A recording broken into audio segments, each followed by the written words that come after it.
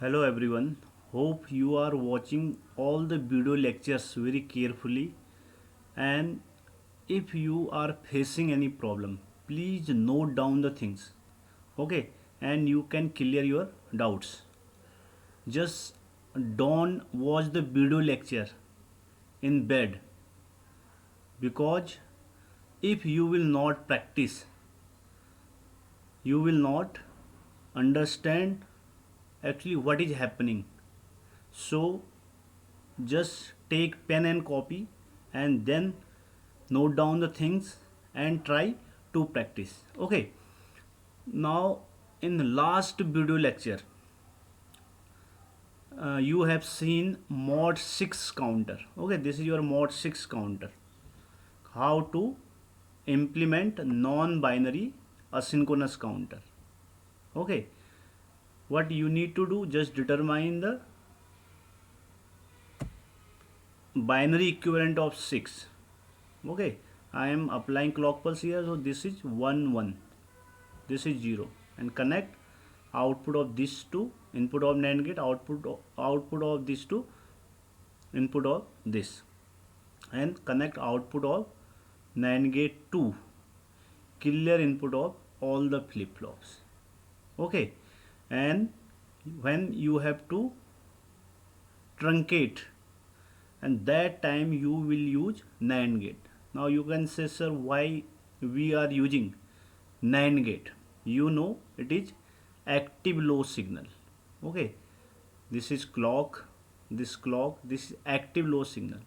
In active low signal, output of NAND gate only becomes low when all inputs are high. Okay, that's why I am connecting inputs of NAND gate to all the flip flops whose outputs are high, after determining the binary equivalent of that modulus counter. Okay, so I am continuing again from here. So this was your pattern. In last class I discussed when its value 5, there is no problem. When its value 6, 1 1 0, output of NAND gate will be low.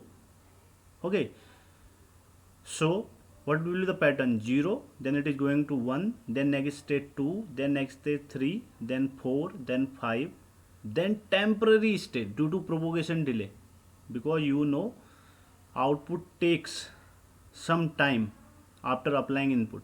So for temporary state, for a small time it will go to 110, and after that again it will go to 000.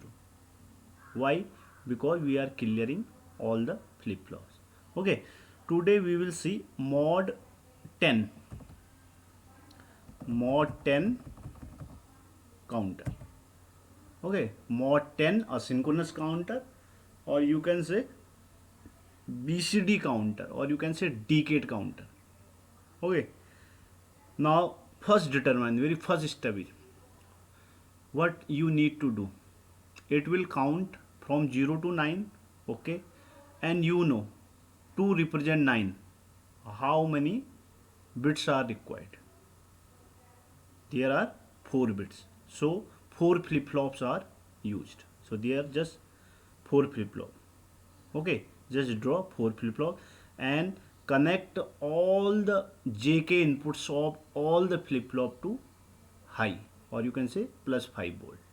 Okay, and right now I am using clock this side, so this will be LSB and this will be MSB. This is very important during designing of non-binary counter. Okay, now what you will do, mod 10, just determine binary equivalent of 10, 1 0 1 0, 1 0 1 0. So it will be 1, because MSB is now this last flip flop, not this. I am applying external clock pulse here, so it will be LSB 1 0 1 0. Okay, just again I am repeating 1 0 1 0. So 1 is coming here and 1 is coming here. 1 is coming here and 1 is coming here. So connect these two flip-flop, this flip-flop, C flip-flop and A flip-flop output to input of NAND gate. Okay, so connect this input of this and this and connect output of this NAND gate to clear of all the flip-flop. Why I am doing this? You know, in mod 10 counter total used states are 10. So from 0 to 9. Okay, first 0, then 1, 2, 3, 4, 5, 6, 7, 8, 9. But temporary state will be 10 due to propagation delay. So when it will reach to 10, output of NAND gate will be 0 and it will clear all the flip-flop. So after 10 again it will repeat 0, 1, 2, 3, 4, 5, 6, 7, 8, 9. Okay, in this way you can implement any flip-flop, any counter, okay, any mod counter. So what you will do, okay, now you will design a counter whose modulus is your class roll number. Whose modulus is your class roll number. Suppose your class roll number is 10. I have already implemented. If your class roll number is 22, you implement mod 22 counter. Okay, what you will do? Mod 22. Now in mod 22, total flip-flops required are 5. Okay, because to represent this we require 5 bits. So 5 flip-flops. Now what you will do? You will draw 5 flip-flops here and connect all JK inputs to all the flip-flop to high. Now determine binary equivalent of 22. Okay, binary equivalent of 22, 16 plus 4 plus 2. So what will be pattern? 1 0 1 0 1 1 0. Okay, where there is 1, just connect those output to inputs of NAND gate and connect output of NAND gate to inputs of all the clear. Okay, so this way you can implement any modulus counter. Again I am coming in mod 10 counter. Okay, when value is 10, okay, before this 10, okay, this is 0 0, then 1, then 2, 3, 4, 5, 6, 7, 8, this is 9, 1 0 0 1. When it is going to 10, 1 0 1 0, okay, 1 0 1 0. When it is going to 10, what is happening? Again output of NAND gate is low. Not again, output of NAND gate first time becomes low. So it will work, it will clear all the flip-flop. So after 10 again it will go to 0 0 0. Okay, before that output of NAND gate is high. So this clear are not working. Why again I am using NAND gate? Just recall your active low decoder.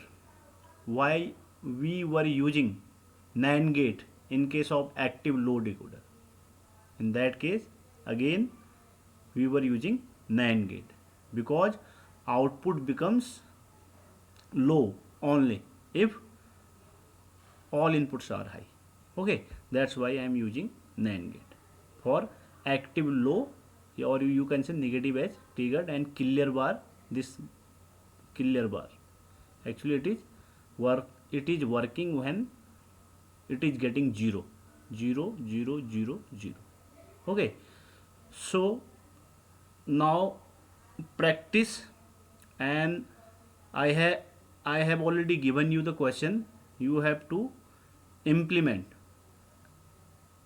any asynchronous counter, okay, whose modulus is your class roll number. Okay, and just draw the circuit. When I will ask, at that time you have to produce. Okay, randomly I will ask roll number 32 or roll number 37 of section A or any other section. You have to send the counter circuit. Okay, in this way you can design any circuit. Thank you so much for watching. Have a nice day.